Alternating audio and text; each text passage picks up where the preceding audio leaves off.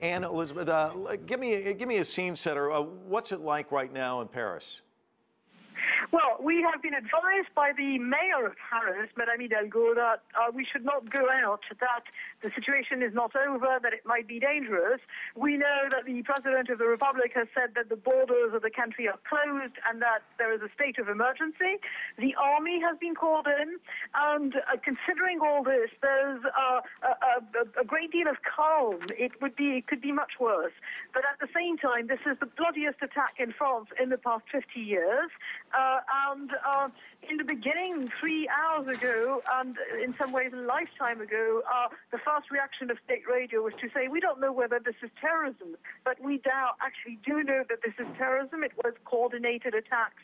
And it was said that the gunmen, when they got into the theater, the Bataclan, to take the hostages, said this is revenge for Libya and Syria. So we know where they come from. Well, let me ask you about something that Kate brought up, which is, of course, the summit, which is just literally about 16 days away. We're going to have representatives from 150 countries there in Paris for the climate change conference that's being hosted by the United Nations. What are your thoughts on that, and is it likely to still take place in Paris, do you think? I don't see why it couldn't take place in Paris, because the facilities are there, and it's not destroyed. Paris is not a nuclear attack.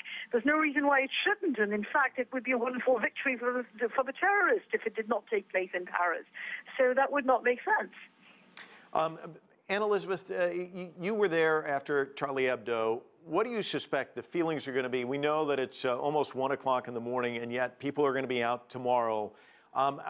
Talk to me about the jittery nature of the nerves of the people there in Paris. I think it was very interesting, because just today a poll came out saying that the first concern of the French right now, immediately after unemployment, is terrorism. And a great deal of politicians have been saying, no, the French are not really concerned with that. They're concerned with, everyday things. And it turns out that you can say all you want that this is not war. There is actually a war going on. If Charlie Hebdo was the 9/11 of France, this is 9/11 times 10, and it's a concerted attack against various places in France. There was the suicide bombing at the Stade de France outside the French-Germany football game. You've had the series of attacks on people in restaurants. The country was, in fact, under alert. All public buildings were being protected with police and soldiers, so it was very easy to attack restaurants and cafes and bars. It's a war attack on France. What's interesting is that we have regional elections in this country in a month's time, and my worry is that the National Front will score big in those elections. They might take 2 regions out of the 13 regions of France. So, Anne Elizabeth, give me your sense, though, about security there and how things are going to look differently in that regard, given the fact that the French president went on the air and said, basically, we're going to close the borders, stepped up security there. I think security was already stepped up in France. There are plenty of streets in Paris where you cannot walk on one side of the pavement because there's a public building or another there. You have nice young soldiers in front of every Jewish school in Paris, for instance. You've got plenty of places, but it certainly is going to be stepped up much more. And to some extent, I think you come at one stage I think there's a stage in which people start thinking, well, we are going to take this in a kind of blitz spirit.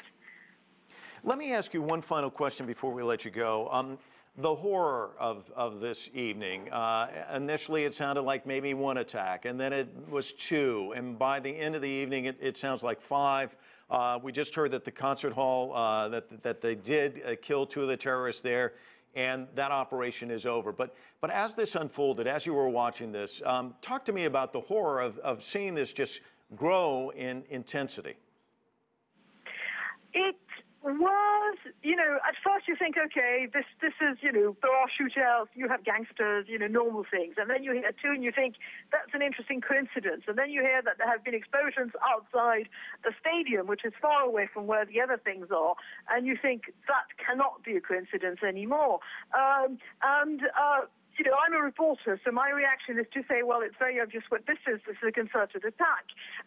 Me, because I work for an English newspaper, it made me think of the 7th of July, 2005 in London, when there were buses and tubes being attacked at the same time. That's exactly how I felt.